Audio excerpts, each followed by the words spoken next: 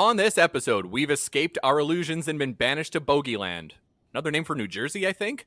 That's right, we are shaving our heads and snapping on our braces to discuss the infamous Inspector 7 on Checkered Past, the Ska'd cast. What the fuck you doing with your life these days? What the fuck you doing with yourself? What the fuck you doing with your life these days? What the fuck you doing with yourself? What up, Checkerheads? Welcome to Checkered Past, the Ska'd cast with Celine and Rob. The show where, oh man, I'm not really into these ones, but I'll do it. Okay. Let's try again. The show where, Jacques Clouseau, sad to say, and Dr. Clavuvi and the Epitones explore the history and impact of a different band each episode and hope to bring in new fans along the way. I'm Rob, and today is my co-host, Engineer Joey. Hello. Okay, I got to explain those fucking puns. I'm not pleased with them. Okay, so I almost liked them more because they were terrible. So I went with an Inspector theme because of the band we're discussing today. Oh, okay. Yeah, so yeah. Inspector Clouseau, and then I couldn't come up with a good Inspector Gadget one, so I just did Dr. Claw instead, so it didn't really work. Actually, you know what? Dr. Clavuvi and the Epitones is funny. I stand by that one. The other one sucks. God damn it. It's a cult classic. Those puns turned into cult classics. You know, I have to do some CanCon and bring it back to Inspector Gadget, right? Inspector Gadget. Inspector Gadget. It's Not different. Inspector Gadget. No, he's not partly a ghost. He's not in a ghost. Inspector. I get it. That's not bad. So for those listening, normal co-host Celine is not with us today. She's not with us. She passed away. Every time. She's not with us. She's teaching a class, right? Yep, Did I get that right? Okay. Yeah, she's teaching razor shags, baby. And so Joey's here. Hi, I'm Joey. here. Hi. Yeah, Thanks. Joey Oblivion, Engineer Don't Joey. sound too excited about it. I'm thrilled. I did write down some notes that would have been for Celine, but I'll just have to ask her about it later. You could ask me. listens. Yeah, that's true. I could. Bring your female perspective, Joey. Yep. Let me get my wig. So we are absolutely delighted now to introduce our guests for today's episode. They are all three members of the New Jersey ska-punk band Joker's Republic, whose new album Necessary Evil is streaming everywhere right now. Austin, Billy, and Pat are here. Hi, gang. Hello. Whoa, that sounded great. So for those listening, you're on tour right now. Yes, we are pulled off in a Walmart parking lot just outside of Chicago on our way to the final show of the Necessary Evil tour, which is in Milwaukee tonight. So how many stops have you done so far then? This is day 11, show 10, show 9. I think show 9. It was supposed to be 10 shows. Oh yeah, and because one of our shows got canceled, so technically 9, but we've been on the road for 11 days. 11 days at this point. Giving her. So let's. So yeah, I got a question here. So talk to us about your checkered past. How did you get into ska music? What's your origin story? I grew up on it. I remember being 3 years old, moving from Staten Island, New York to Jersey, and my dad used to make mixtapes of the songs that I was listening to at the time. And Real Big Fish, Save Ferris, Pie Tasters were a big part of those. And I also grew up playing Tony Hawk's Pro Skater, so, you know, like Tony Hawk 4 had Less Than Jake. Obviously, Goldfinger was a part of that. So for me, it's what I grew up on. I started shifting more towards punk and metal as I learned how to play guitar. And around the age of 15, rediscovered Real Big Fish and was introduced to Streetlight for the first time. And I just remember going, oh yeah, I love ska. Why am I not doing this? So I decided 15 or 16 years old that what I wanted to do for the rest of my life was start a ska band and, you know, just see where it went. And at the time, I was playing at School of Rock. Which is like, it's basically a franchise of Lesson Studios. Yeah, like if you've ever seen the movie with Jack Black that's based off of the franchise. In America, it's all over the place. I know they recently expanded internationally as well. Yeah, we have one. We have one in Edmonton here. Okay, cool. Yeah, so I was playing in the Montclair branch as, you know, I was playing house band in the shows and really just trying to get better as a guitarist. I'd been self-taught up until that point, and I was lucky enough to be interning and kind of helping to assist teaching a show where I met Billy. Yes. And because I was in college and I was teaching there while I was getting my music degree. And Austin was an intern and a student at the time. And, up to that point, I'd always liked ska a little bit. I'd always listened to it. I was in marching band and stuff. So it was sort of like, I was always sort of adjacent. I was about to do a ska performance program. So I was sort of reasonably well versed in it, but I was getting a jazz degree at the time. So that's kind of where my focus was. And then we did a show, and afterwards, Austin and his dad, because you were 18 at the time. Yeah. So keep in mind, at this point, I did not know that Billy was not much older than me. I thought he was significantly older than me, but I remember watching him play. I think the show was Paramore versus Fall Out Boy. Yeah. And I was like, wow, that's the best fucking bass player I've ever seen. So when it came time to, because the original lineup of Jokers was formed out of kids from School of Rock, and it just didn't work out the way that it needed to for the band to actually do stuff. When it came time to find people who were professionals, Billy was the first call I made, but I was also very nervous. And so your dad did it. A bit intimidated. So my dad, who has been a huge part of the band since the inception, he does all our graphics. At the time, he was helping me learn how to manage it. He reached out to Billy on my behalf while I was recording the first EP in Pennsylvania. Yeah. And I was like, sure, whatever. I'll be in your fucking band. Just pay me. And then, and now it's now. Skip a few years. Yeah, at first, it was definitely a hired gun situation. Yeah, it was very much like that. But over time, we all sort of bonded as people, and it sort of became a thing that I realized feeds my soul and my my sad little punk rock heart in a way that a lot of the other music I play doesn't. I love all the other things that I do, but this is sort of very, very, very personal to me, and I'm really glad that I'm a part of it in a more organic and fulfilling way instead of just taking a paycheck. And while I was playing with Billy, we had found one of Billy's friends who was filling in on drums for a little bit. But that also wasn't a permanent solution, because at this point I was also looking at sustainability. You were paying 2 dudes per show, and a decent amount too. Yeah. To basically just walk out on stage. We weren't cheap. Yeah, just to be there. And so, every show was costing you, loads of money. So, eventually we had to look in a different direction for drummers, and both the drummer we were playing with at the time and Billy recommended Pat, That's me. And that's Pat. Who was high school friends with Billy. They'd been in a couple bands before, but Pat could tell his own part of Yeah, so somewhere in the middle of this whole thing, I had just finished up college. I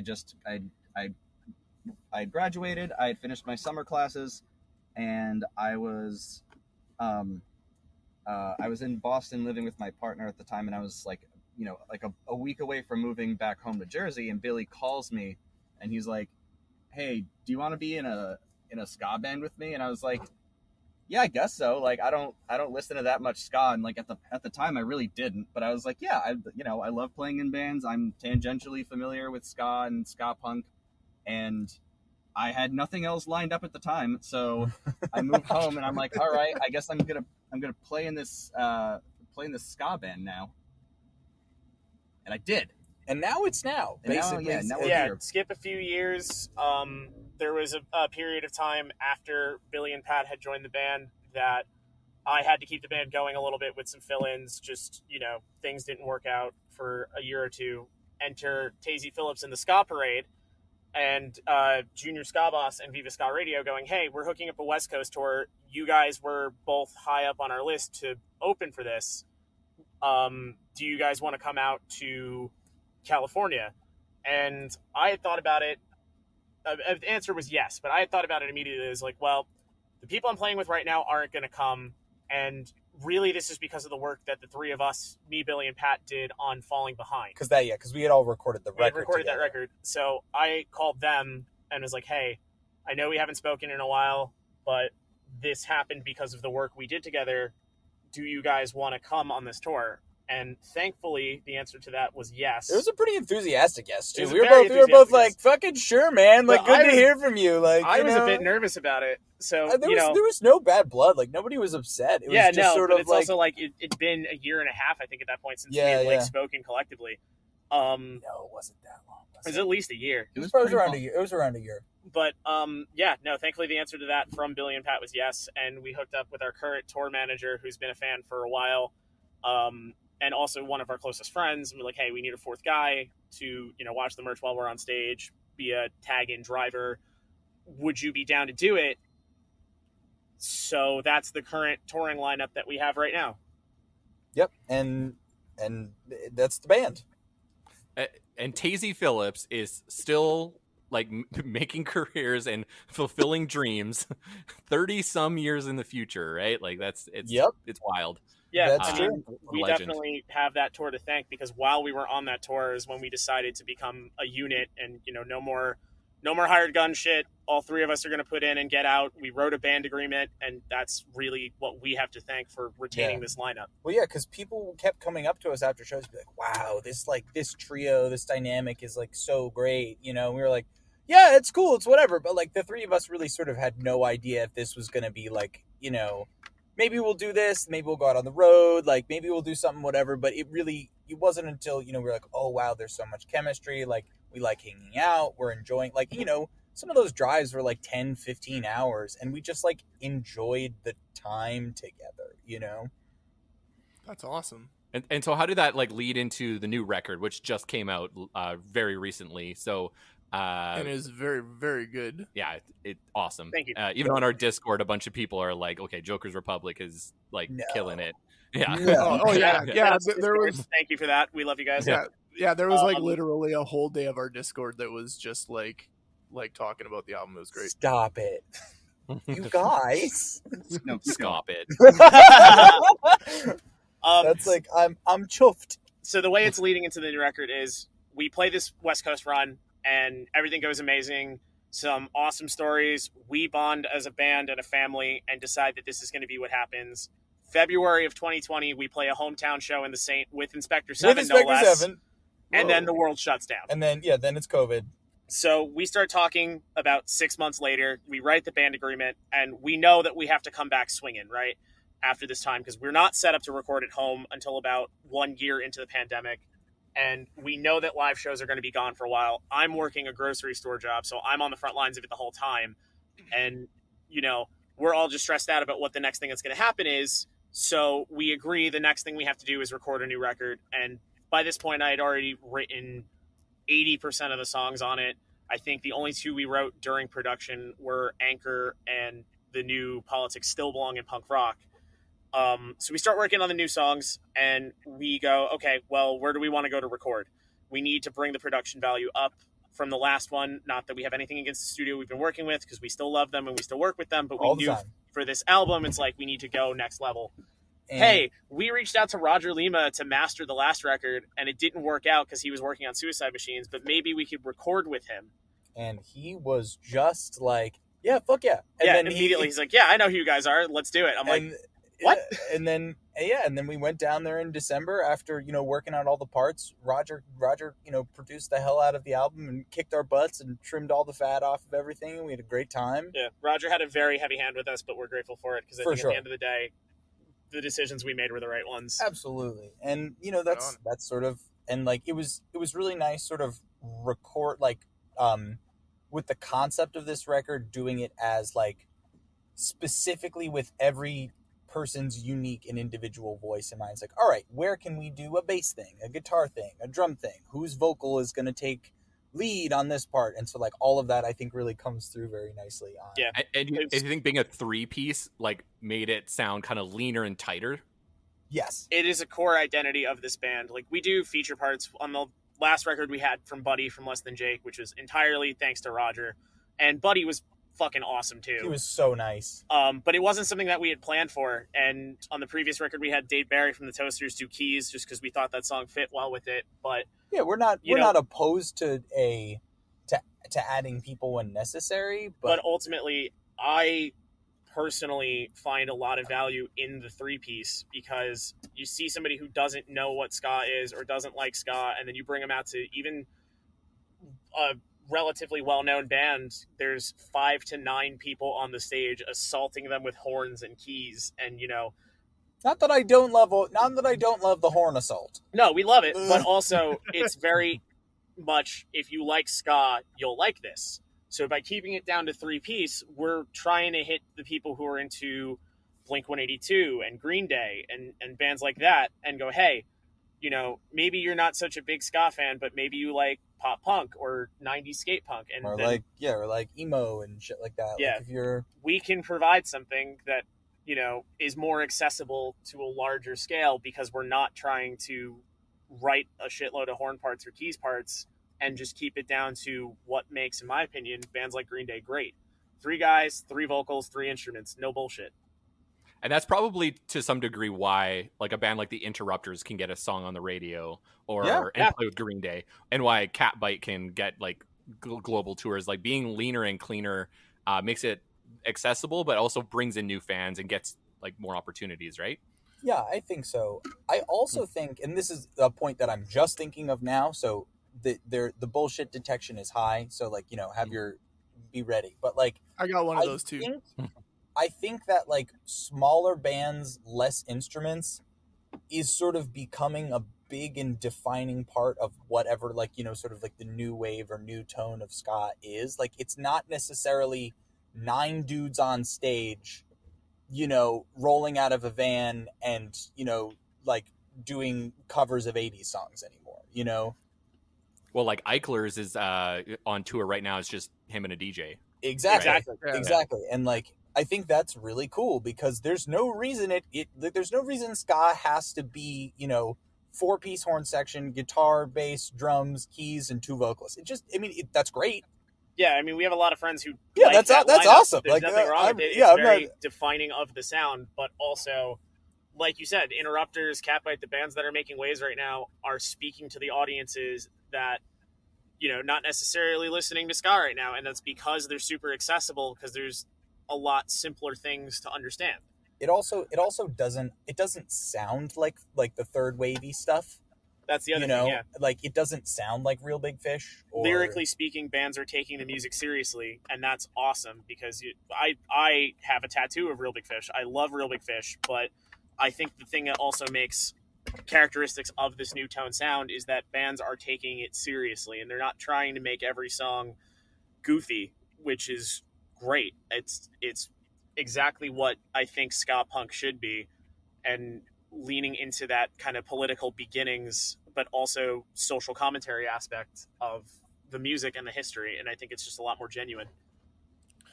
One of the things that I kind of noticed too with a smaller band is, because now social media is so important, it's a lot easier to have like personality when you're not a dozen members of a band.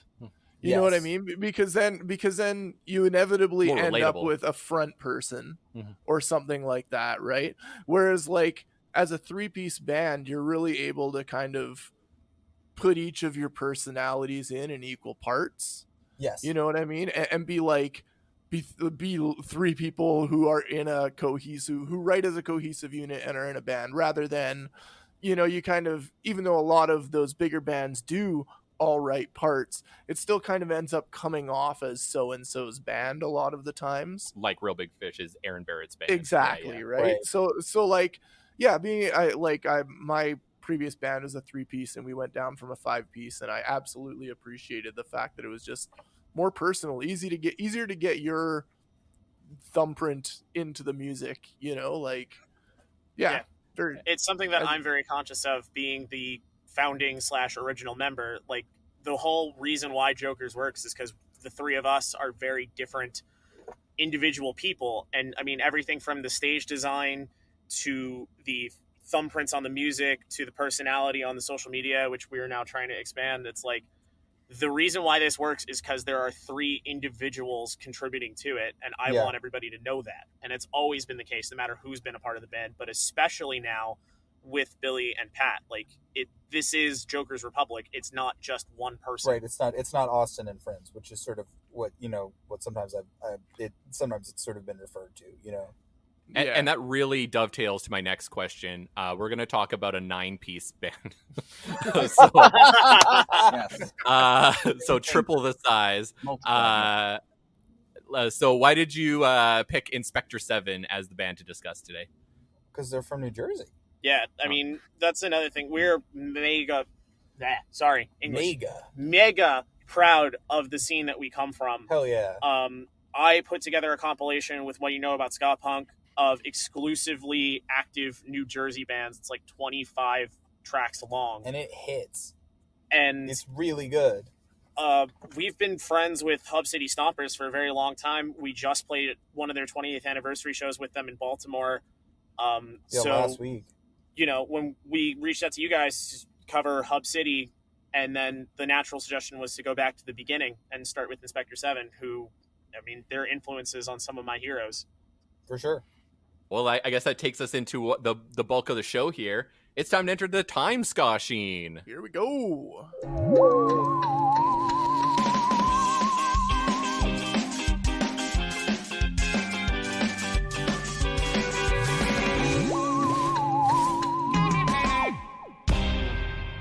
Awesome. So today's band of discussion is at the aforementioned Inspector 7.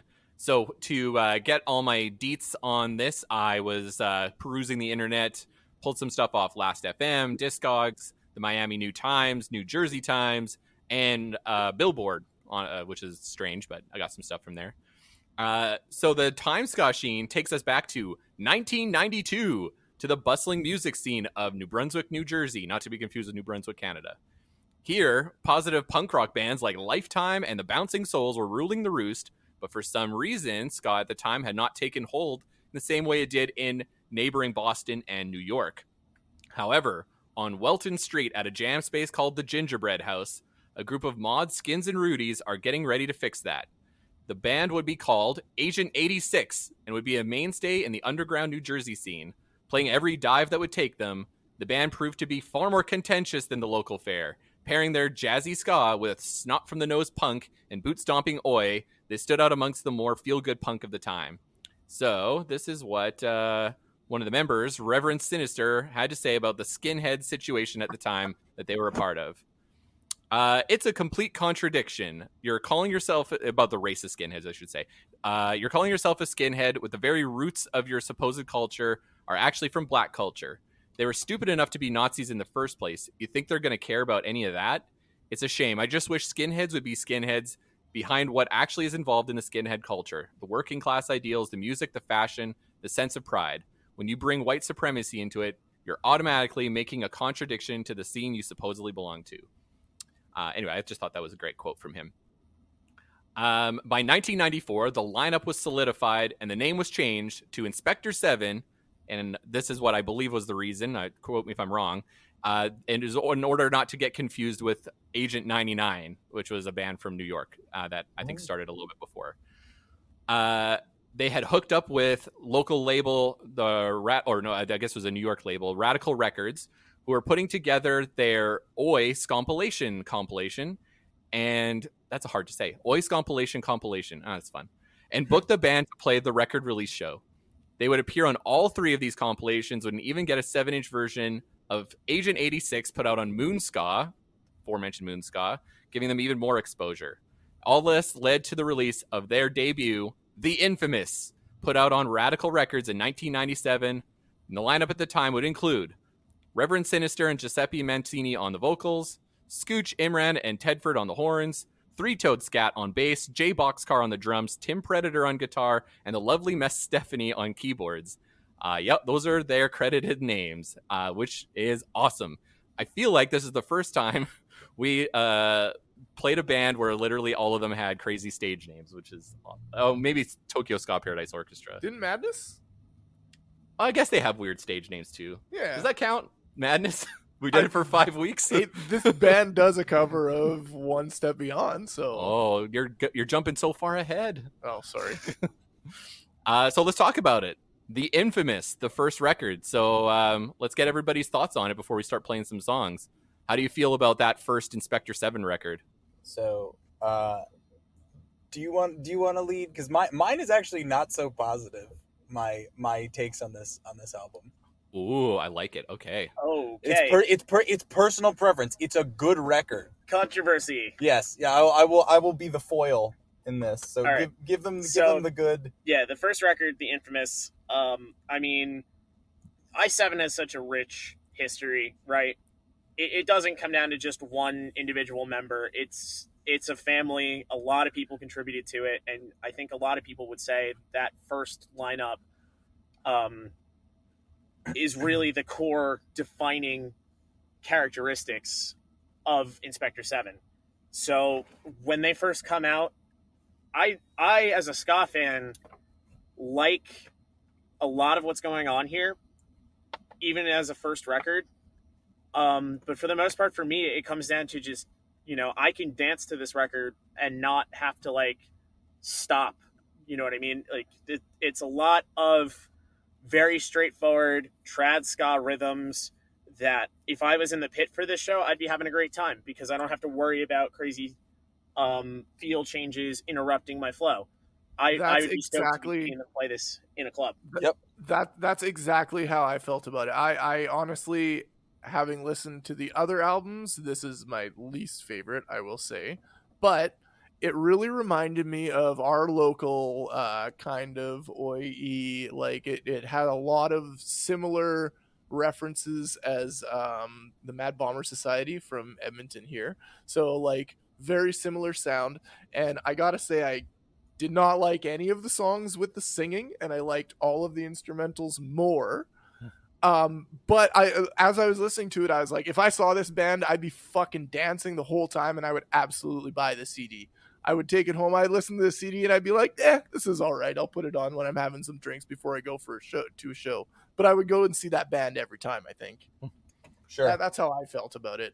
Yeah, I definitely think something for any band gets lost in translation from recording to live. Like, even a band like Cheap Trick that everybody says is a live band and all other records from a certain point out are live records, there's definitely something that gets lost in translation because you don't feel it.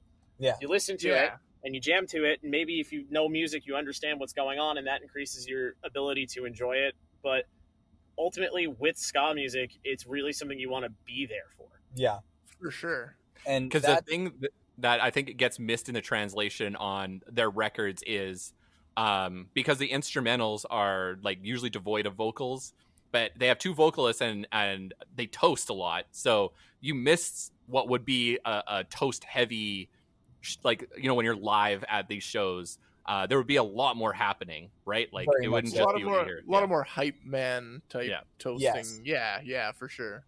And yeah, there's like, you sort of lose on the record because like when we've played with them and like having seen them, there's a lot more interactivity in the live band. And also my gripe is actually with it's also 1997, so grain of salt is actually with the recording quality. Yeah, me too. Especially when you compare it to the next two. Oh gosh, yeah, like the drums are really forward, everything else sounds like it's underwater. The singing vocalist, it sounds like they got a good vocal sound for the toasting vocalist, and then they just used that vocal sound for the singy vocalist because he has so much crazy reverb, you can't understand what he's saying. Like the production was really tough for me. Like for the most part, instrumentally, I was getting what was going on, but the vocals were tough on this record for sure. Joey, do you want to take a guess what my thoughts are on it? You liked it. I liked it so fucking much. Holy shit. It's been a long time since I listened to Hub City a lot, and it had been a minute since I listened to the Inspector 7. It was one of those bands where, like, when I was first getting into ska, like, I certainly was listening to, but because they had so many instrumentals and I wasn't digging instrumentals at that time, so like I've had to go back and revisit bands like Skavuvi and the Epitones and the Scofflaws and Let's Go Bowling, and now I have a lot more appreciation for that type of music. And for whatever reason, I never went back on Inspector 7, and now having to listen to all three records over the last couple of weeks, and I was like, this one, I was like, God damn, this is like so up my alley. Like, I can't believe I'm not listening to this all the time. Did you get Mad Bomber vibes from it? I definitely got a lot of like first Hub City like vibes from it. Like, Okay. I love I have a soft spot for just like the most skinheady, like oi ska music, like the Ska'd and stuff like that. It's I love it. And so this one, and all the songs are like 2-3 minutes long. It's like, yeah, it's like a pit filling record for me. I loved it. So Yeah, I mean, considering the okay. overlap between all of those bands, it makes perfect sense. Absolutely. And there's so like, what? Sorry, you were saying, I cut you off. No, I was just gonna say we could probably listen to a song off here just so the listeners can get an idea. Yeah. Let's start with Sharky 17. This is a pretty classic song.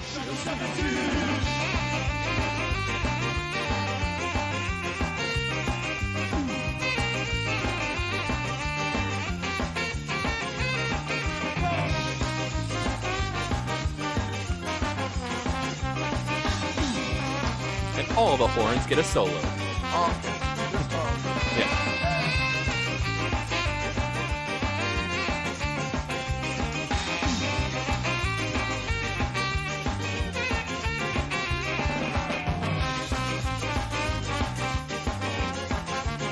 Wait, I was gonna keep count.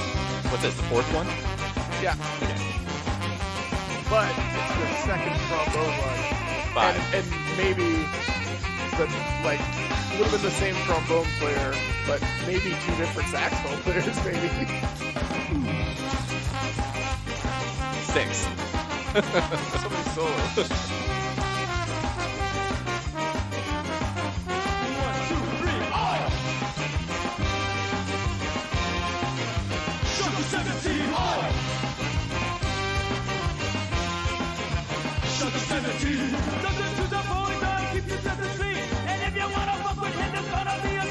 Yeah, you can't understand a goddamn word he's saying.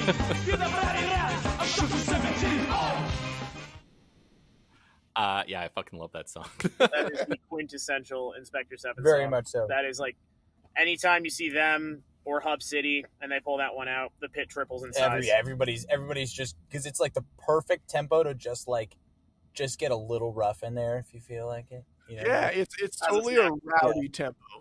Yeah. Rowdy. It has the lyrical content that you come to expect from Right. from Reverend to be just like we did an episode on the Cherry Poppin' Daddies where we're like, man, this band likes to have songs about like punching people in the face. And then listen to this, and I'm like, oh no, wait! Inspector 7 likes to have songs about punching people in the face. Yes. Yeah. Like every song. Yeah, is a lot of fighting. They really have a POV. Fighting around the Yeah. world. You can definitely see the evolution, especially with the splinter off into Hub City, where, you know, A, the sense of humor in some of the lyrics and the wittiness of it, but B, the stances of the band members really haven't changed in terms of like the issues they're talking about. And we'll get into it on I think on a later song, but I was mentioning this to Joey before the pod, but it's like one of the things Reverend Sinister, who's the shouty vocalist as you call it, he really has an issue with people not having a job. I don't know if you caught that. He's got a lot of lyrics about like, oh, get a job. Sure. I think like some of that is just like, don't be a fucking bum. I think is more sort of the context than like, you know, you must work to participate in a capitalist society. No, Yeah. it comes You from know. the classic working class skinhead. Like you gotta work to put food on the table, like put in your hours. Yeah, absolutely. Yeah, I would say he's a union guy, not a capitalist guy. Yes. I Yeah. mean, if you go back into like the origins of punk too, like for a while, I don't know about now, punks and hippies were so at odds with each other, for a long time. So, you know, that whole mindset of, you know, working class is definitely present in the early days of punk and also in the early days of third wave ska too. Yeah. So before we move on to the next little batch of stuff, let's play one more tune. I have Agent 86 loaded up from Cool. the band's original name.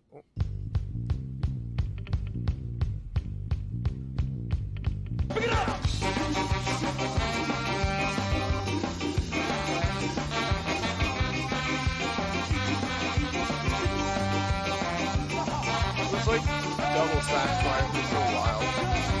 Oh, the horn section is tight. Yeah.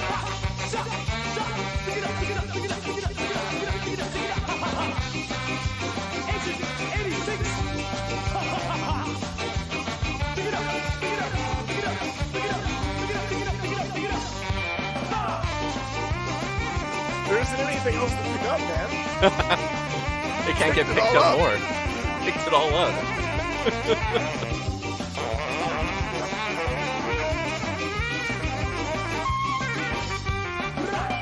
that's good.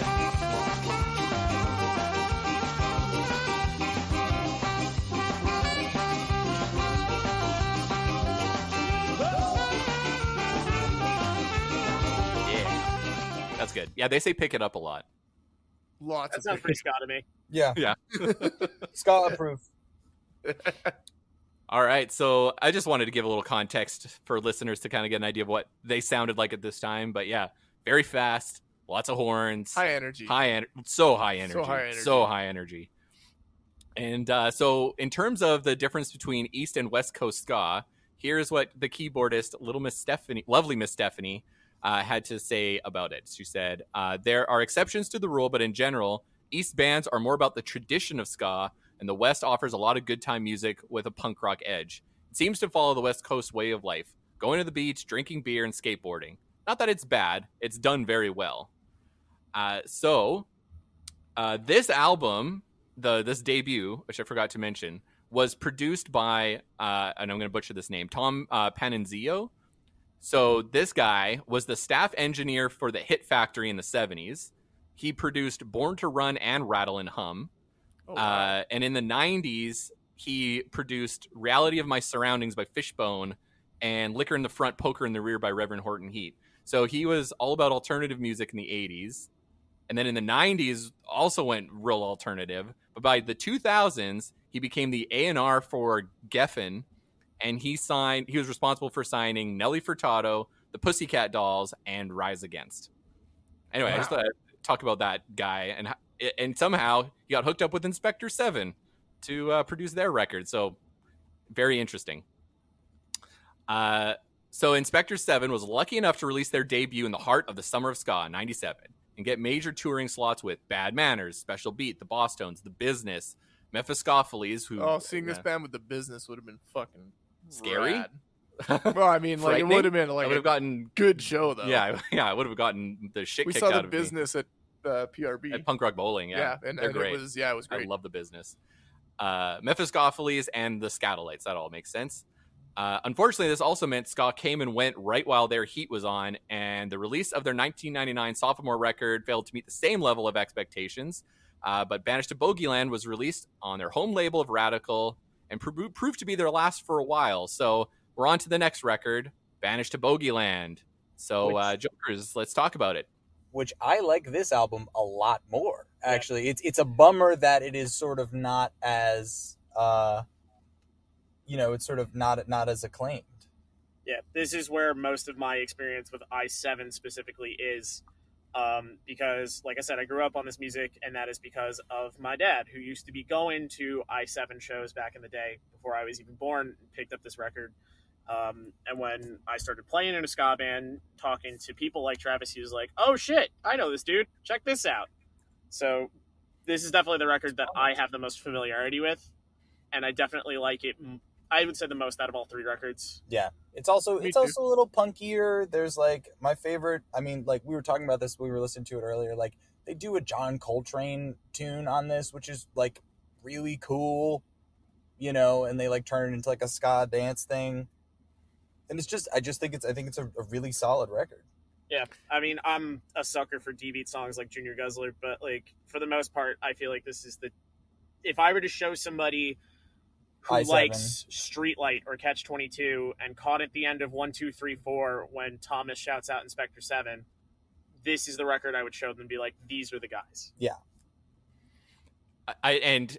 The point of view, I wrote a lot of notes on this one because I thought it was just interesting. Whereas like the debut has this like energy about culture, right? Like it really is like, this is the skinhead culture, this is who we are type of a thing. But then like this is now Banished to Bogeyland is now like thrown through the record or touring and the concept of ska in the mainstream, and like it's got this almost bitterness to it. Like even the record like cover, has them flipping off a bunch of ska people on the shores of the River Styx, who are clearly like, one's Gwen Stefani and like all these other like famous ska people, right? Right. So it is interesting that it has this. Clearly, it's 99. Like it feels like it was 1999. Yeah, it had a way angrier edge. I like so much angrier, a lot more. This was my favorite album of the three for sure. Yeah, it just had. Sorry. Oh, sorry. I was just gonna say it just had where the last album was very energetic and like fun. This one was just like aggressive. Like they'd replace that high energy fun with aggression, and in like a good way. Like it made the songs just pop more and like hit harder, and especially because so many of the songs are about punching a guy in the face, it really made it work, Yeah, I'm like, I could punch somebody in the face to this. Yeah, absolutely. Going back to what you guys were talking about earlier with, the East Coast representing the tradition, I think it's been apparent for a while that while New Jersey may not have some of the most well-known ska bands, we definitely have some of the tightest musically. And I think this record from Inspector 7 is no exception. Like, this is a very good example of what New Jersey ska has to offer. Everybody's playing at a really high level, and it just really hard. Let's listen to a track. Let's start with the train song, because Joey was really excited that I had that queued up. This was my favorite one, I think. Full on train whistle. Yeah. So happy for it. And he's blowing in that dang whistle so hard at some point in the song where it just didn't even make any sounds anymore. It's so funny.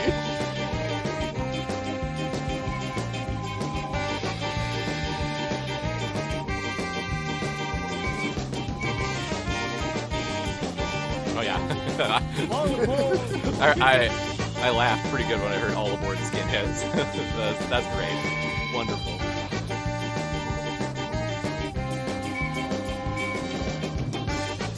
But the production quality is significantly higher. Oh yeah, it sounds much better. Yeah. The vocals are a lot cleaner and easier to differentiate. And the guitar work on this album in general is out of fucking control. It's so good.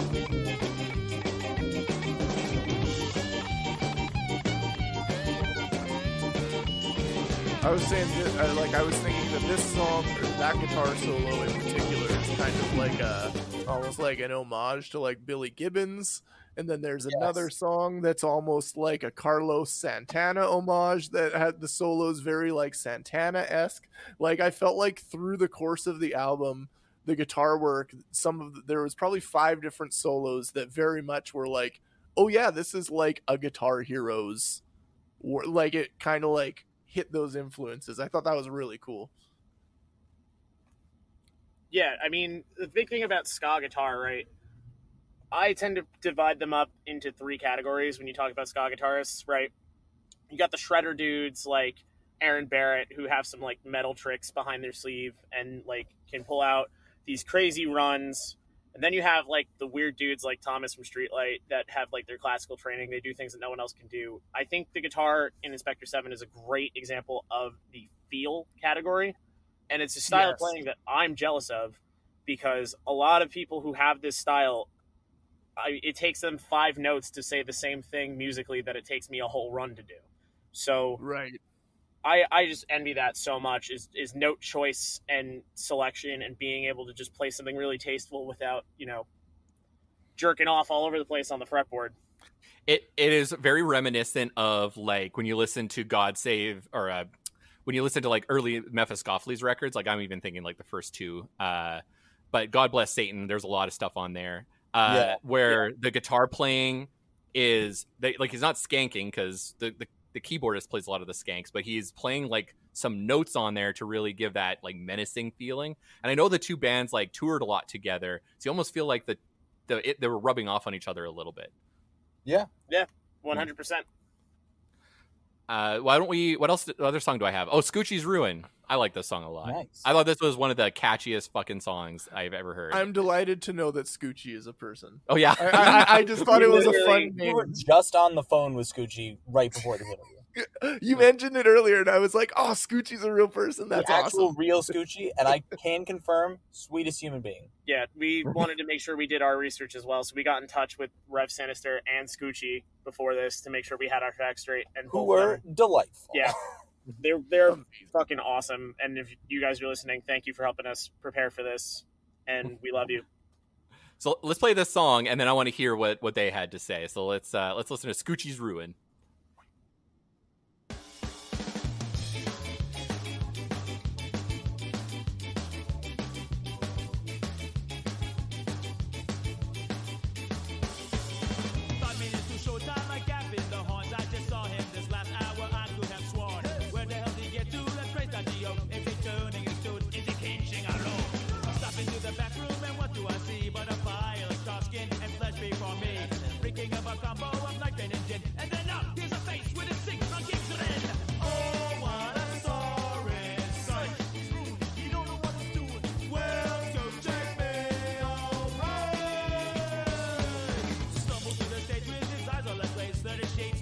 That was very similar to Chatterbox by Hub City Stompers. Has a similar melody escalation.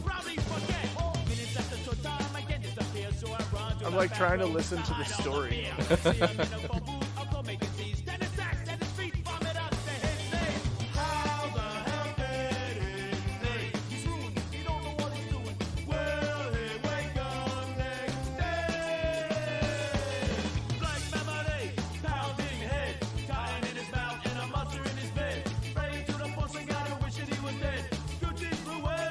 Oh, that's so catchy. I love it. Something tells Yeah, me no, Scoochie likes it's- drinking. No. It's a great song. Yeah. You know, it's like we were talking to him and Travis about it, and they like what they just like kept sort of emphasizing was like how much of a group experience and group effort it was to like write the music, tour the songs, put the band together, do this whole thing. And I think that's really evident in the first two records, as well as in like the evolution of the band and sort of like the choices they were making, because it's all really cohesive and it really works. Yeah, definitely. And I think this record took me by surprise with how clean it was, and I really, really liked it. And I think there's a couple tracks on there that pull it back from being number one for me, just because they're a little on the longer side, like a couple 4-minute long songs that I felt like maybe were a smidge too long, but otherwise it's great. Like these first two records in particular, I put them very close together Sure. as like really great listens. Yeah. And like we don't always listen to great music when we do this podcast, but I gotta say I was thrilled to listen to these two Inspector 7 records. It was great. Yeah, I mean, we saw, I don't know if you were at Supernova last year, but when Hub City played, they brought out Scoochie, Adam X, Tedford. They brought out everybody to do a mini little Inspector 7 reunion.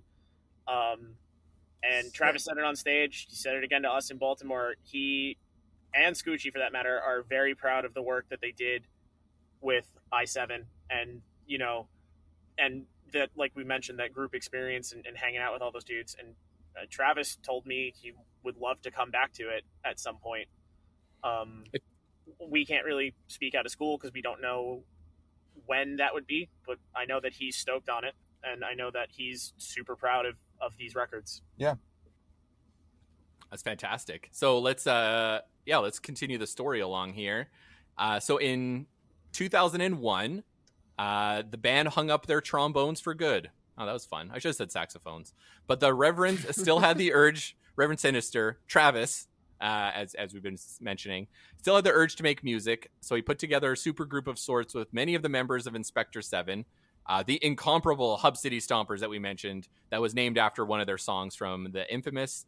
Debuted with their contentious and bitter Night of the Living from the Still Standing compilation, before releasing 3 albums and one EP of more kind of similar hard stomping skinhead ska, traditional meets two-tone meets third wave This iteration would pay homage more to that more hard stomping style, I would say, as opposed to the slower, smoother stuff that they were doing. But I know you maybe wanted to talk a little bit about what you may know about their breakup, because I don't know a lot about it. But Jokers, what do you guys have about that? So So we just spoke to Scoochie about this. We're referring to the first breakup, just to be clear, the one in 2001, right?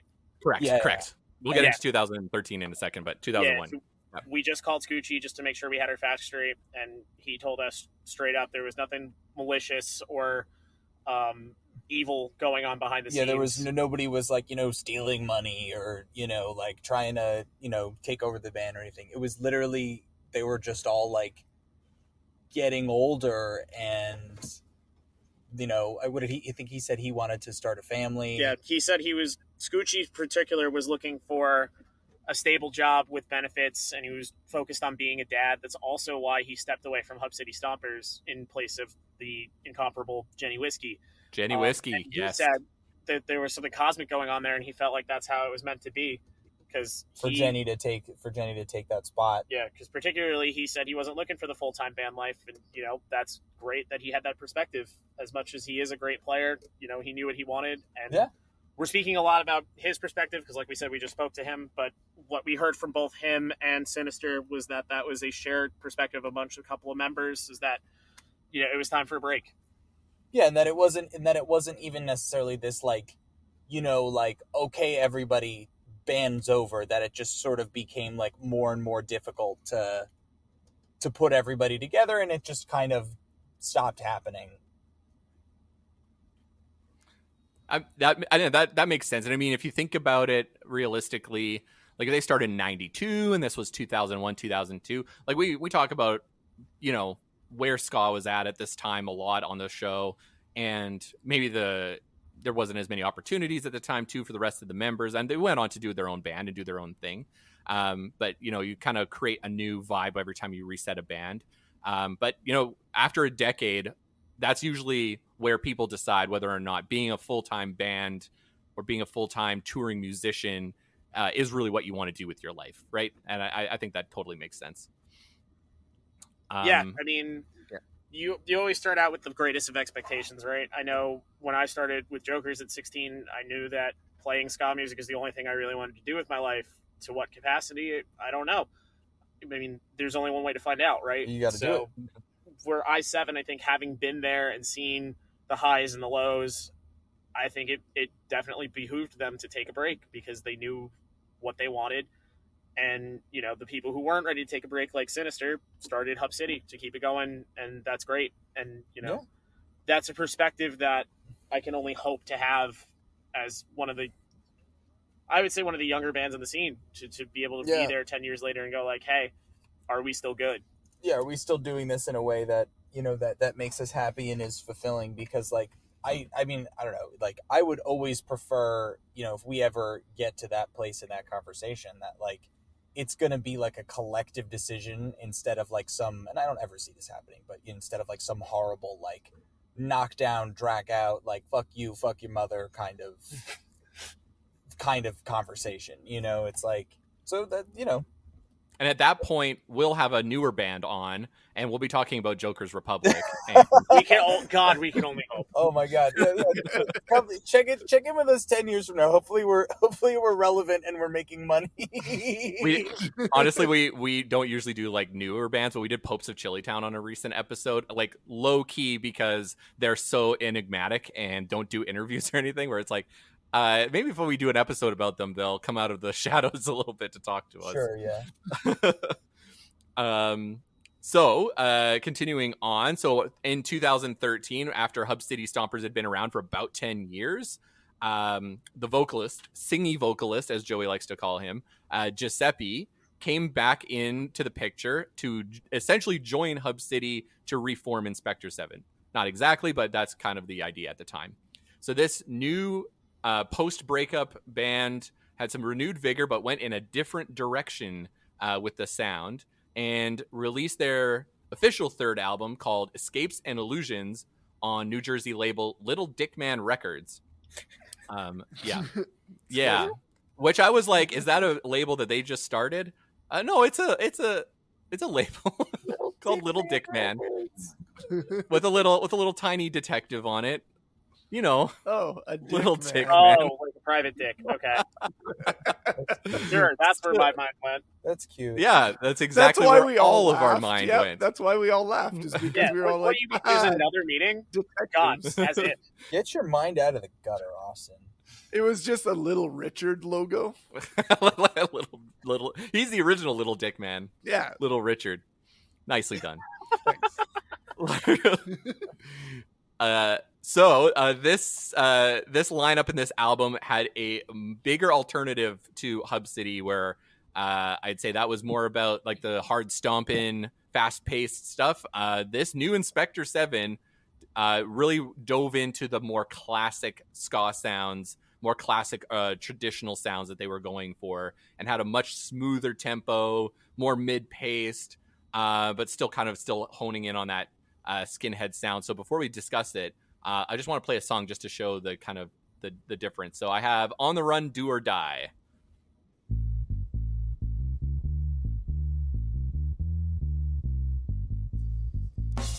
Crossing state lines in a Model A4, front of 6 cop cars, maybe more.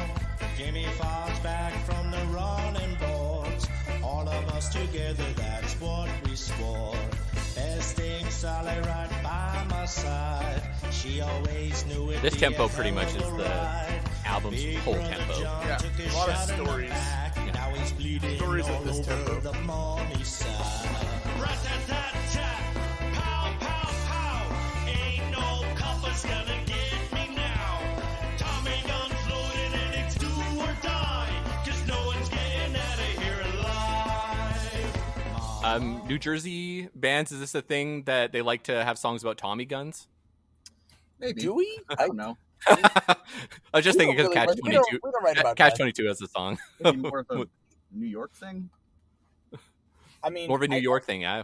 I think the thing you definitely can say is that there is no there's no lack of confrontation in East Coast and New Jersey ska. not- We have Not always a Tommy gun, really. It's more like Twitter posts, but But nowadays, Which yeah, That's but- just yeah. modernized. Yeah. Which you Yeah. can do at a rapid fire, like a Tommy gun. yeah. There's no shortage of call outs. there's also no shortage of like, I mean, when I associate Tommy guns, I think of Bonnie and Clyde. There's no shortage of mentions of bank robbing and like Sure, yeah. stuff like that. Even Streetlight had Being the outlaws. 9mm 3-piece suit. Everything went numb. Right. Like, you know, Point counterpoint. Yeah. point counterpoint. Yeah, it's well, that one less so because that's more like an anti-suicide thing. But I'm saying in terms of the other two, like, take what's yours and don't take shit from everybody is definitely a theme throughout East Coast punk. And Very much so. that's for a couple of reasons. But the shift to ska, I mean, anybody who's listening to ska and the foundations of the genre, at least the third wave, was listening to punk. So there's definitely going to be some kind of crossover there, unquestionably. And so on this record, how do we feel about Escapes and Illusions, their pseudo comeback? Yeah.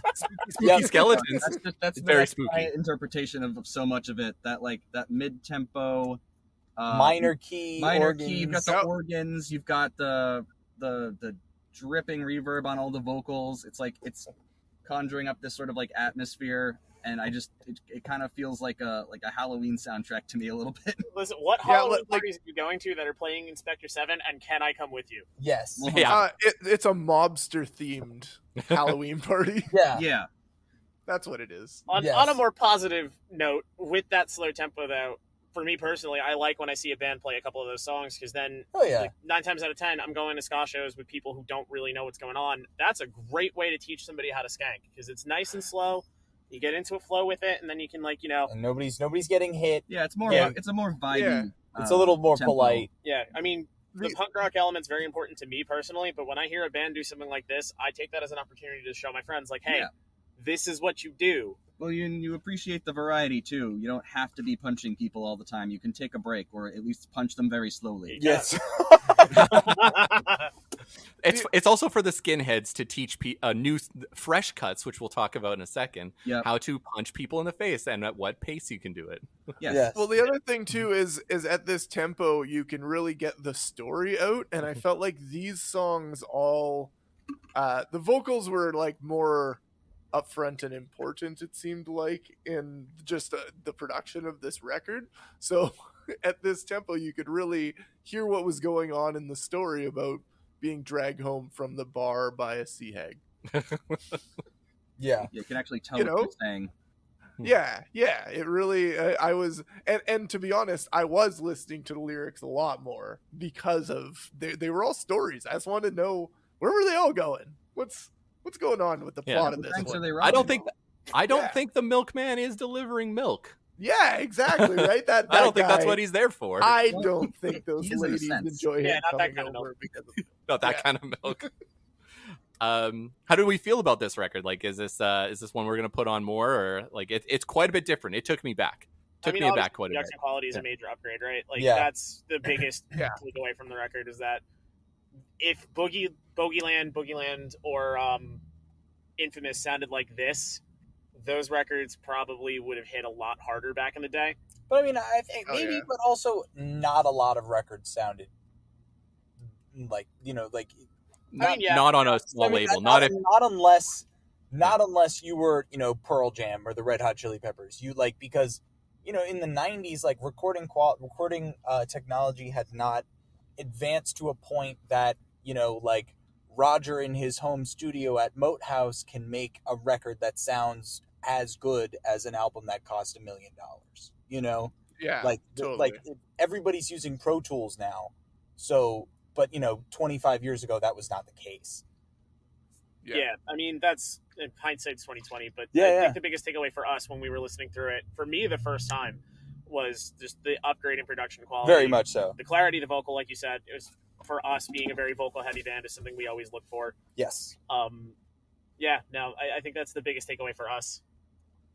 I'd say like having this be slower tempoed acted as a really good foil to Hub City Stompers. Like it could have been just as easy to have it be like just more kind of stomping skinhead ska music with a new Would you vocalist. call it But- a oil? Oh, Oil. You missed it I did. I missed it. And usually I catch those ones. Because of the hole. because they're so close to the ground. This is why we bring the on lowest guests. of hanging fruit.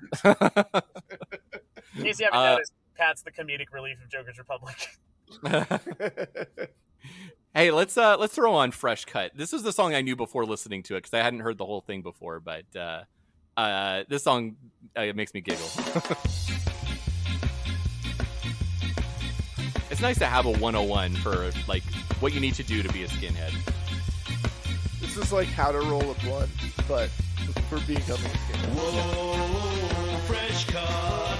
Here's what I gotta say to you. What size of your boots? Whoa, fresh cut. What you do is surely up to you. You set them clippers to level 1, and with a buzz, it was over and done. So be ready for beer, fight, and fun. Don't waste your time if you're gonna turn and run. Was it blood and knuckles? Was your baptism a cinch? Are your seatbelt braces past a quarter-inch? Are your jeans too tight? Are your boots laced right? Are you gonna punk out when it's time to fight? Stubborn with the older boys, eager to please. Jacket jeans and 14 holes and 98 degrees. Whoa, fresh cut. Here's what I gotta say to you. So listen up. Whoa, fresh cut. What you do is surely up to you. Whoa, fresh cut. Be a patriot and love your country too. Whoa, fresh cut. The kind of skinhead who always stands true. That's you. Yeah, the Fresh Cuts in Edmonton get the shit kicked out of them as a hazing ritual. So I don't know if that's a thing in everywhere, but I know around here that happens. Anyway, that song makes me giggle. No, I mean, maybe 20 years ago, but like all those dudes are in their like 40s and 50s and 60s and have like kids and families and shit now. So like, Yeah, right.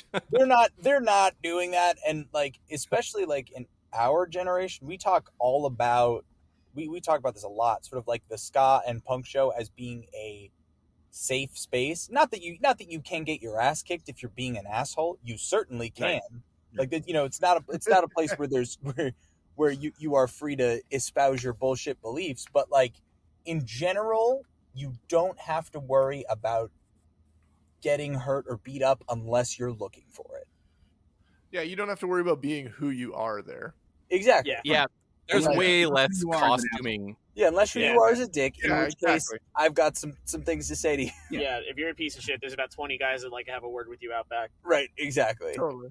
But I feel like costuming at punk and ska shows has gone down quite a bit in the last like 5 to 10 years for sure. Like since pandemic, definitely any shows you go to, everyone's just desperate to go out, and you don't see as much people who are half like the fashionista punks, where you have to have the certain kind of jacket on or whatever to fit in. Everyone's just like, oh my god, the kids got daycare or like a babysitter. I can go out to a show. This is so exciting. yeah, I actually we were talking about this a couple days ago. I actually specifically dress as preppy as possible for our gigs.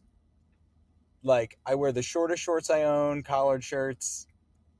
You know, Oh yeah. If you've ever seen us, live, we definitely kind of wear like whatever we want to. There's not really like a dress code. Yeah, because I think I'm the only one who's ever like consistent with the Yeah. vest and the eyeliner, and that's just because that's how I want to That's your dress. yeah, look. that's my right. That's look. the way, and the way I want to dress is colorful and bright and scantily clad. And you son of a bitch, it's my show. So if you want to watch me, you get to stare at my gams the whole time. You know, like Exactly.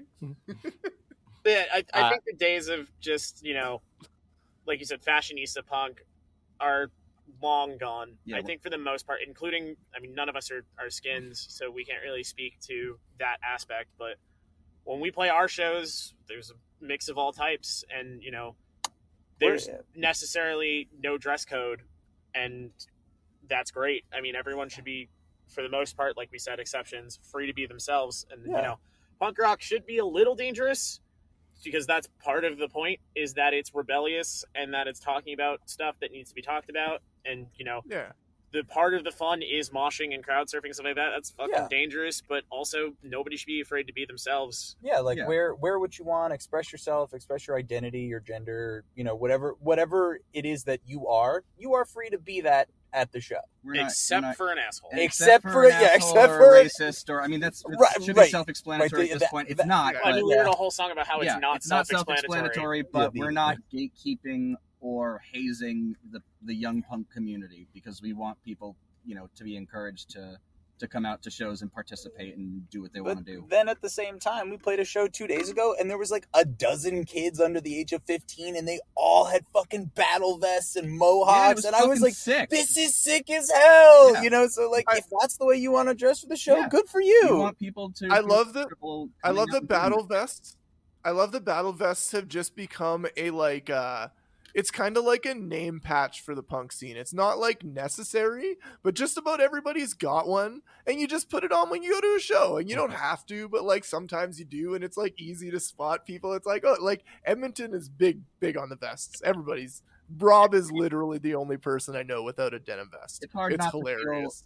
It's hard not to feel like a bit of a badass if you're wearing a vest with spikes on it. Yeah, I mean, I went to Supernova. I was recognized by my vest and my hair before I was recognized by anything else. Like, people would see the Joker's icon in the back of my vest and then go, "Oh, hey, you're the guy." Right.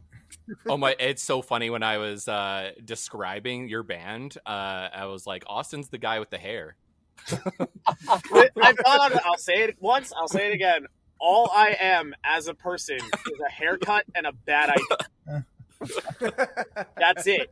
Like, I'm happy with that. Which is yeah, it's been working for you. Thank you. Good input, Joey. That's why I'm here. And so I guess that's perfect to kind of wrap up, because they break up for the second time. So I'll throw it over to you to get your insight on it, because this is the second breakup is the most permanent so far, at least until anything else comes about. So what's your insight? There's a lot of rumors and bullshit going around. Like we said, we just spoke to 2 of the dudes. And they had nothing but positive things to say. It was literally like, we wish everybody the best. We still all talked to each other. Everybody, you know, it was like, we were expecting, like, I mean, we don't know. We were, you know, maybe expecting some shit to be thrown. Yeah, some hot goss. And we were like, what, tell us the tea. And they're like, there's still kind of really not not. any, you know? Yeah, I mean, like, I know that for a while, I was under the impression that it was Team Hub City or Team Inspector 7, because both bands are still active now with whatever lineups that they have. And very quickly did I find out that there are no teams. It's one big family Of bands, yeah. of bands that just happen to go in two separate directions. And if I would like to see them come back together. Oh, yeah. That moment at minus the Ska'd reunion, which I know our tour manager was huge on because he's mad into the Ska'd. But for me, the coolest moment of Supernova 2021 was seeing Scoochie and Tedford come out and Adam X come up on stage and watching as close to the original I-7 lineup as you can get right now do Sharky 17.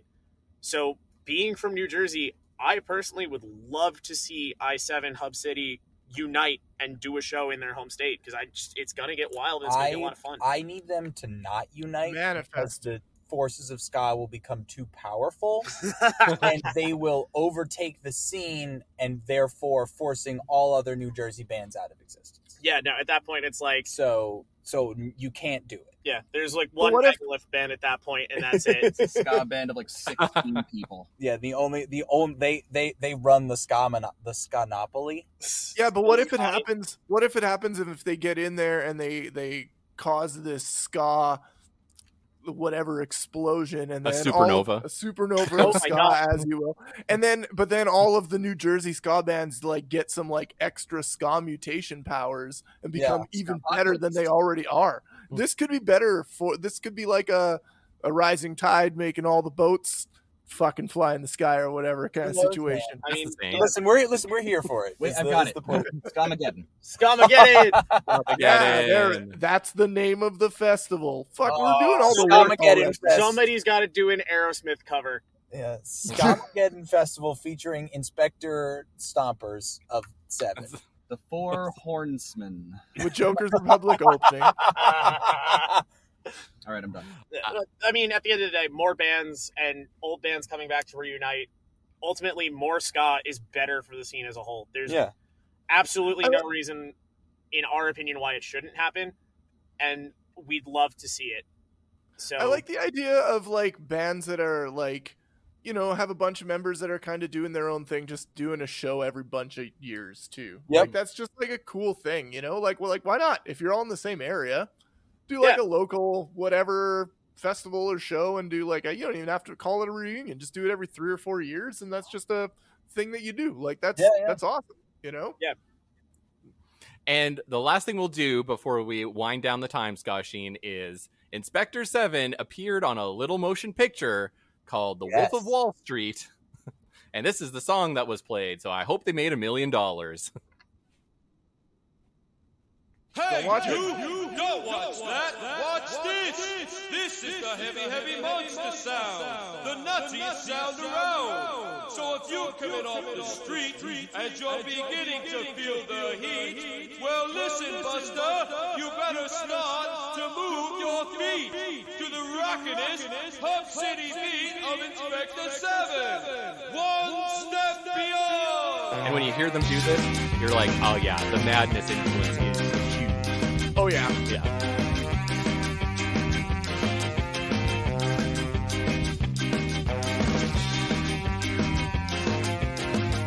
Also, the #1 Madness song, as we just said.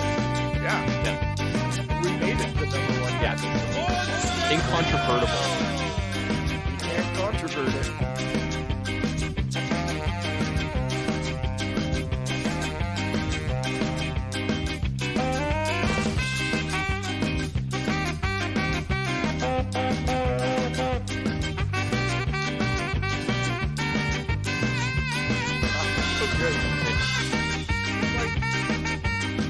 Nope, but it's so good, you know? That concludes the time, Ska-Sheen. Joker's Republic, Thank you guys so much for joining us here today. I'm going to throw it over to you to do some plugs. Well, thank you guys so much for having us. If you're feeling inclined and you like our personalities, or if you hate them, please check out our new album, Necessary Evil, streaming on all platforms. You can buy it on Bandcamp, on our website. What are some other things that we do on? So we've got Spotify, Apple Music, Bandcamp for download purposes. I think it's on SoundCloud too. Pretty much anything you can think of that's streaming music, Joker's Republic is probably on it.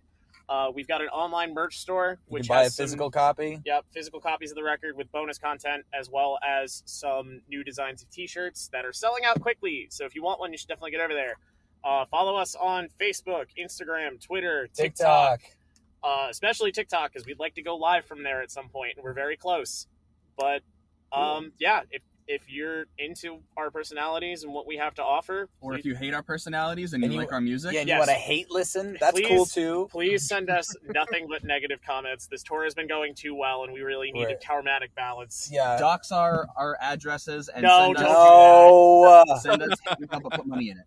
Or Oh, shoot. You know what? I'm okay with that one. Like a gift card with hate mail, but then there's like a 20 in there from your grandma. yeah, exactly. It's like, You guys fucking suck. This is the worst stuff. I'll give you $20 to never play again. yeah, yeah. But It's just basically- buried in white powder. yeah. Yes. Yeah, Mm. and also thank you if you're listening to this and you've listened to the record already or have heard of us. It means literally the world that we're even in a place where we are on tour doing this, and we're talking to you guys as sort of like a known quantity in the scene, and that's really exciting just at a core level. Yeah, I mean, it's surreal to me having been a part of this scene for not very long in the grand scheme of things, and people messaging us being like, "Hey, this record rips," or in Billy's case, somebody covering part of the record and learning Yeah, like the people solos learning and the that. bass parts. I'm like, what the fuck? It's the reason Whoa. why we do this. It's not for the money or the fame. It's because, for me at least, it's inspiring people to pick up music and relate to what we're talking about. So to everyone out there like that, thank you very much, because it means the world and it's what keeps us going. And it has the Checkered Past seal of approval. Fucking awesome. Hey! Thanks, Yeah. Absolutely rips. And so let's queue up a break. We'll get back. Me and Joey will do a couple things after the break, but we'll let the Jokers go. So we'll return for some more Checkered Past after this.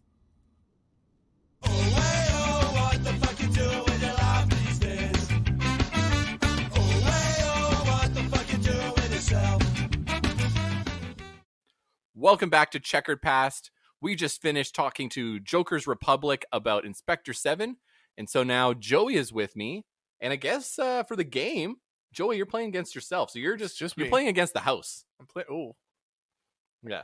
is it even possible for me to win? That is a vape and not a marker. Well, yeah, All it right. could be if we set a goal. Like, so if there's 8 questions, so 8 possible points, what is a victory amount of points? 4? Well, that's half. 5. 5. Okay, so 5 is the victory. Okay. Okay.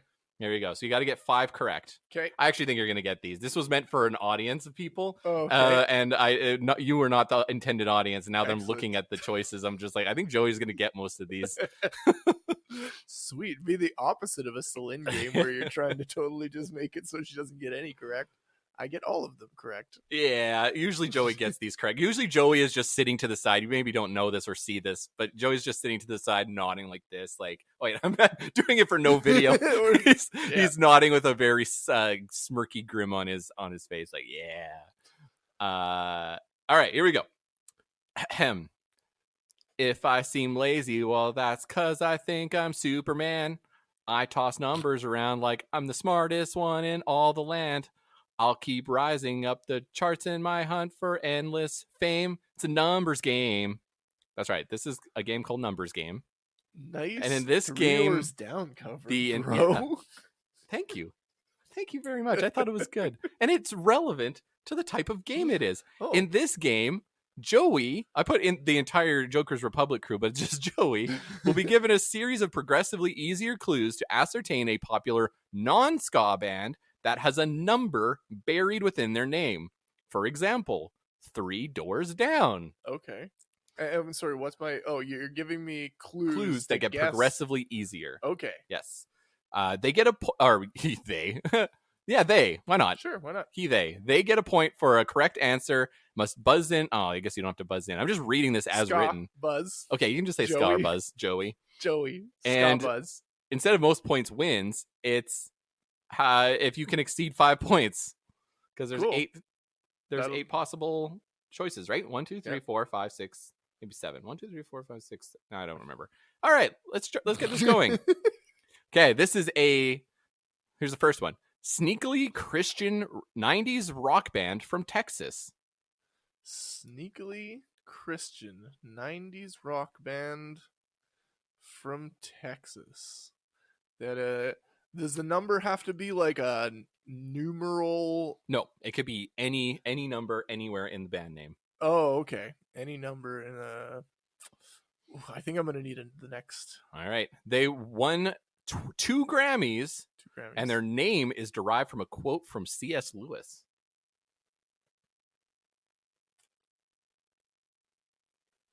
Well, jeez, C.S. Lewis, like fucking Lion Witch in the Wardrobe. Yeah, that's the bullshit? one. I don't know. Kiss me. Sixpence None the Richer. Yes, sixpence none the Really? richer. Wow. That 6 is the song's number. Great, but Yeah. I had no idea. They are a Christian rock band. They've won numerous Dove Awards. I did not know Yeah. any of that information about them. Yeah. Wow, that's. Do you think you deserve a I point? watched a 'cause lot any of the song? pop-up video. Yeah. I watched a lot of pop-up video, and I can't believe I didn't know any of that. That's wild. So do you think you deserve the point for that one? No, Oh, okay. absolutely not. Maybe if we get to the Well, I last guess- clue where yeah. I say that. Okay, well then I guess I get a point for it. Sure. Okay. Yeah. Why not? I What do will I care? This is for begrudgingly fun. Take I a don't- point. I don't care. You're the one keeping track of Yeah, score. and it's for it's- literally no reason. Well, it got loose. It's getting loose in the It's last getting little bit. loose. All right, the next one. 2000s psychedelic folk band arrived when bands like Mumford & Sons, The Lumineers, and Of Monsters and Men were topping the charts. Charts. Church. A psychedelic folk band. Maybe I am not going to be good at this game. It'll get easier for you. Okay, a psychedelic folk band that was like mid-aughts, late aughts. Mhm. Fuck with a number, hey? Yep. I don't know. I'm gonna need another clue. It surprisingly came out of the sobering up of art punk band I'm a Robot. I'm a Robot, very drug-addled, alcoholic band, and then Yeah. the members sobered up and became this band. I still Bunch of- don't bunch of do not hippies. know. Home, let me come home. I You know don't that know. song? Nope. I Nope. don't. Edward Sharpe and the Magnetic Zeros. Oh, yeah. I've only ever heard that name even referenced via Salim.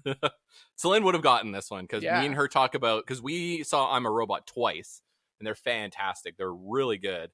And we cannot believe that Edward Sharpe is I'm a Robot. Like, it's like shocking. They're not even close to being the same. Wild. All right. The next one. Nothing screamed mid-2000s radio metal quite like this Vegas band. Vegas, mid 2000s radio metal with a number. Oh, jeez. I should probably know because of the Vegas thing, but what's the next clue? Their sophomore album, War is the Answer, was a platinum selling record. Seven Dust. No, I don't think they were a platinum selling band. I did think about putting them on there, though. I was like, Seven Dust was a choice, but I thought maybe too deep a cut. Oh man, I only know the deeper cuts apparently. I can't, like, I had this was not a friend, but I literally had somebody in high school who said the only band I listen to that has any black people in it is Seven Dust, which is maybe the most ridiculous. Maybe we should cut That's this, but it's like one of the bananas. most weird racist shit I've ever heard. I couldn't believe it. That's Couldn't wild. believe it. That's some small town shit. Yeah, that's small town shit. Yeah. That's some small town shit.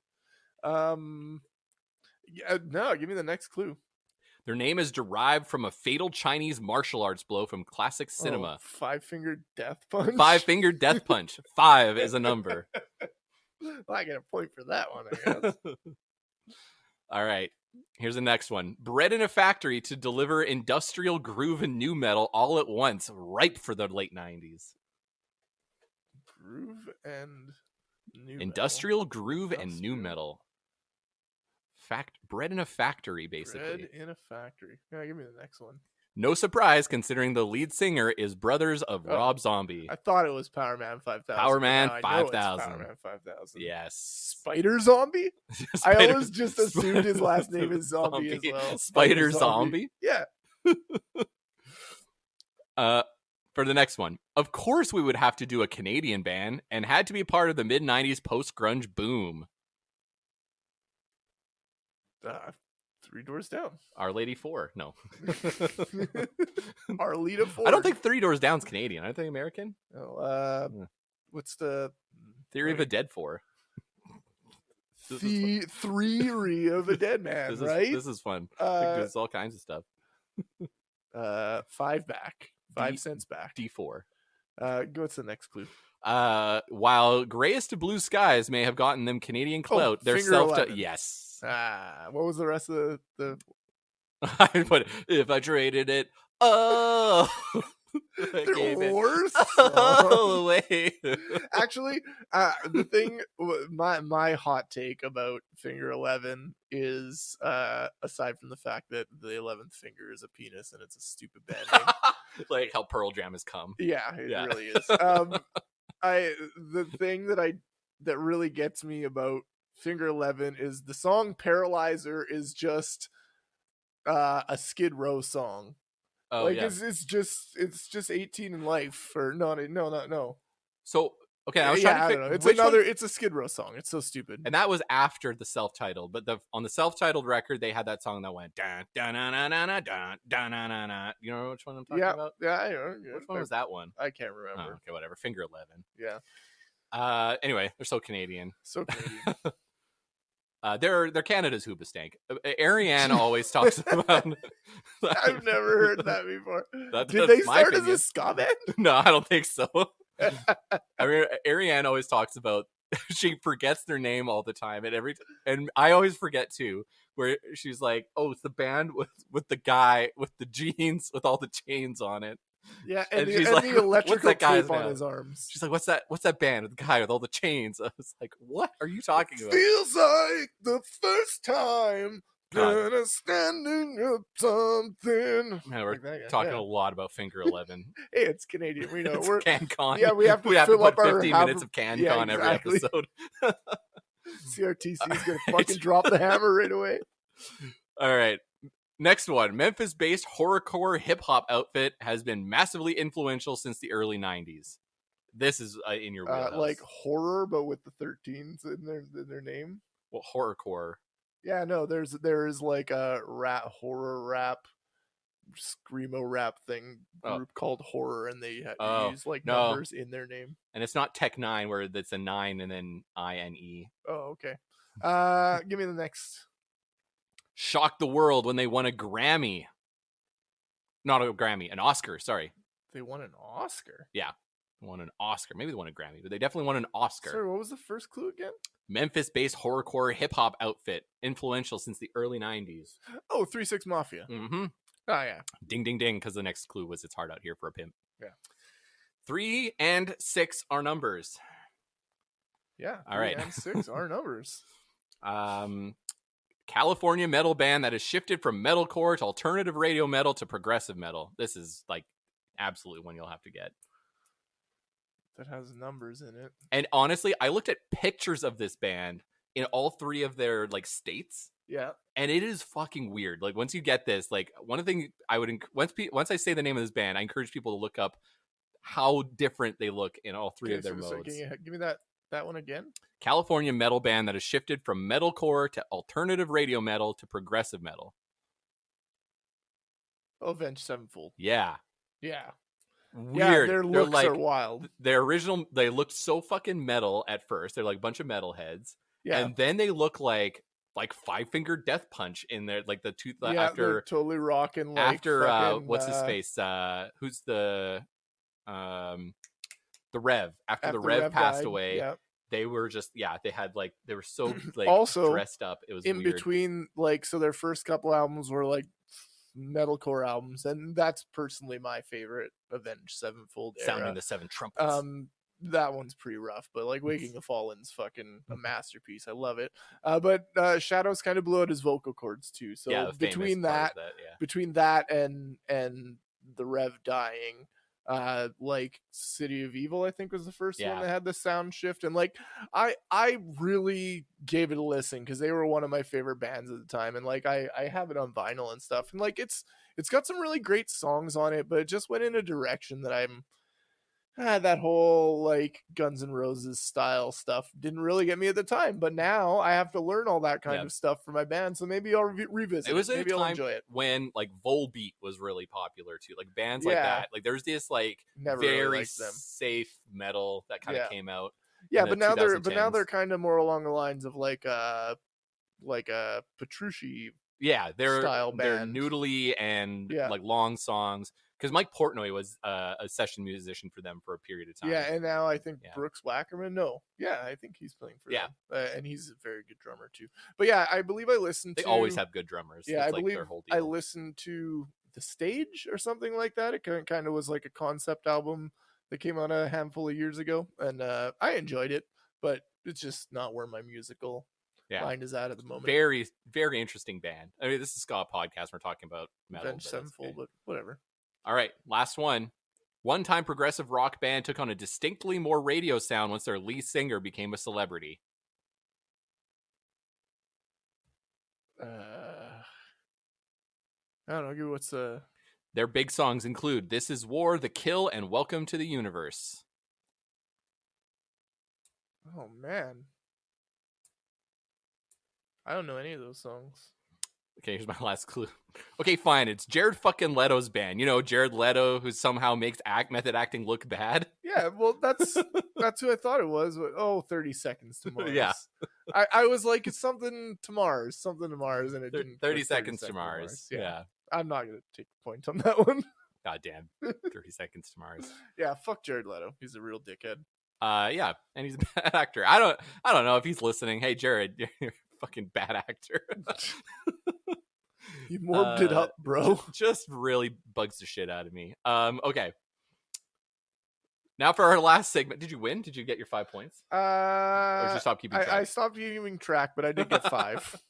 All right. Yeah. Joey's the winner. Congratulations, Yay, Joey. I did it. I won. We're all a winner.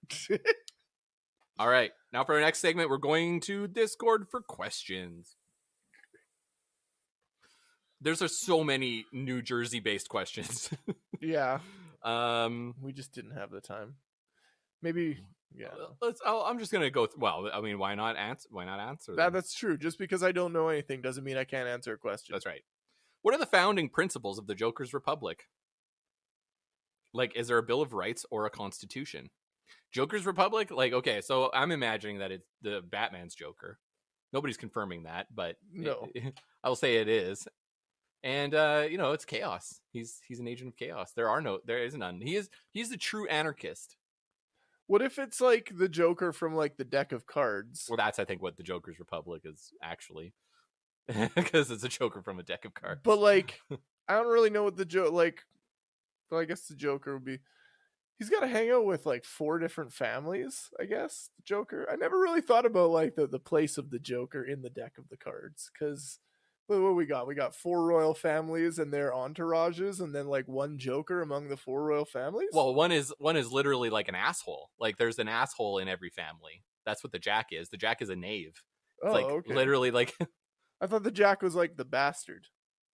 No, a Jack means a knave, like somebody you can't trust. Oh, okay. Yeah. So there's like all these families have like thieves. She's got the Jack like that, like the AC/DC song. Oh. So that's in a this is way off topic. There's a type of AC/DC song that is like big balls. Sneaking. Yeah, like we've got the biggest balls of them all. Yeah, yeah, like those types of AC/DC songs are the worst of them all. That one, and She's Got the Jack, and like there's this like like 20 beat per minute like blues pub rock songs that they do, Yeah. where it's like clearly meant to be played when they've been the drunkest they've ever been in their life because it's just so boring. That's my least favorite AC/DC song. You know what I mean? Just 12 bar blues. Just And you know my feelings about 12 bar blues. And you know my feelings about you how wish it was 0 bars. I wish it was 0 bars. Yeah, get back to me when it's 0 bar blues. That's the Joker's Republic. That's the Joker's 0 Republic. bar 0 bar blues. blues. Who would win in a fight, Inspector 7 or Inspector Gadget? Oh, Inspector 7 would Yeah, win. if they Inspector beat the Gadget is shit out of him. famously bad at his job. Yeah. Like, are we saying Penny is there? Because if Penny is there, they might get. But it's a fight. Penny will solve the crime, but she will not win in a fight. Yeah. I mean, Inspector Gadget would accidentally set off a bunch of gadgets and probably injure or maim many members of Inspector 7, but he would ultimately lose the fight because they would actually be fighting. They'd be trying to beat him with pipes and stuff and Molotov cocktails. Yeah, like real mob style. Yeah, I feel like Inspector 7 has it out. Anyway, that Mini Vandal asked that question, and obviously he went with a Canadian question. Inspector Gadget, Canadian. I will stand by it. Yeah. Oh man, this question's all about New Jersey. Okay. So Robert Bowl asks, did you know how to pump gas before you went on tour? And I kind of mentioned something about this. So pumping gas, that's a thing that didn't exist in St. Paul. All of the gas, we had like 3 or 4 gas stations in our small town, and all of them were not self-serve. So there was always gas station attendants. Mhm. And so apparently in New Jersey, self-serve gas stations aren't a thing. And so I don't know. Was that the same for in you? Jersey? They're not a thing. Oh, Yeah. You have to have your gas pumped in New Jersey. Yes. Yes, you have to have your gas there's pumped. 2 states, I think. Yeah, you said New There's- Jersey and Oregon. It's like interesting. That where you're not allowed to pump your own gas. Not allowed to pump your own gas. Wow. For us, it was just like the economy would fail if There would you be pumped your own an gas. uprising in Alberta if oil and gas workers were not allowed to like somehow put gas into their own jerry cans and trucks. There would be like an uprising. I feel like Jerry can culture is an interesting culture. Yeah. But yeah, when I was growing up in Thompson, there was like probably 4 or 5 gas stations in Thompson, and I think 2 of them were full serve and 3 of them were self serve. So we had a mix. And my uncle worked at like a full serve station till I was, I don't know, my teens. I think. I think at some point all of the full serve places went. I think a law changed in Canada at some point. Oh, did it? Maybe. Where they had to be mixed? Or they had to be mixed, or something. Because I remember I remember it just all of a sudden being like, oh, just nobody works full serve anymore. Or you could like, I remember a lot of places, and this could have just been where I grew up because it was like, I don't want to say remote, I guess is the word. But maybe it was like just like, because I just remember you being able to ask, like if you were, if you weren't able to pump your old gas, or if you're just like an old lady or something. Oh, like an attendant would like come out and be just yeah, like, they would just pump your gas yeah. for you if you wanted. Yeah. Yeah, I don't know. Weird. So weird. Last question. Aaron from Power Up asks, which brand of root beer they find superior to all root beers? I have passion about this question. Yeah, go for it. I love root beer. Root beer is the superior pop. I say that as I drink a Pepsi, but root beer is the greatest. Although I am not a fan of most store brand root beer, like Barks or whatever. But if I had to pick one, yeah, it has bullshit. It has bad root beer. That's what it has. I'll go with A&W if it gun to my head. But I'd rather just get it right from A&W with the chilled mug. Yeah, that's the optimal. That's the there's optimal no. Yeah, I mean, root beer. there's craft root beer is good. Craft root beer is fantastic. Fantastic. And so many breweries in Canada brew their own like craft soda. Yeah. And they almost all have a root beer, and it's goddamn good. I love yeah, craft root but beer.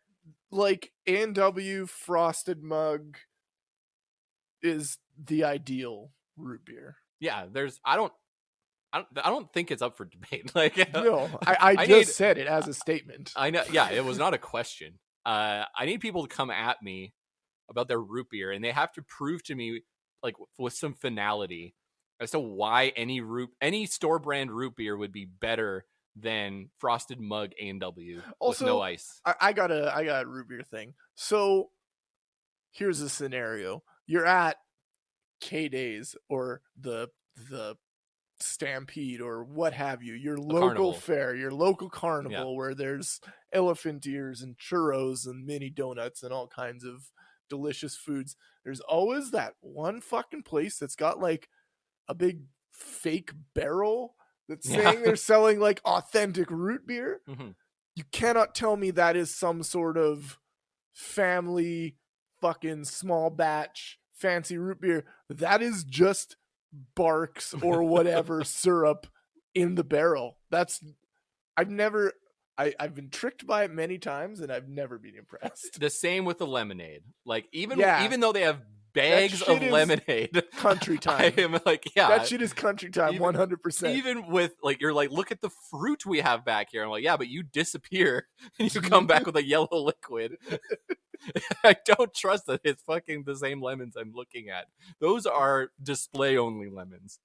Man, the fair's got Trixie Games and Trixie beverage vendors. The Trixie Games. The Trixie Games I've been fooled by.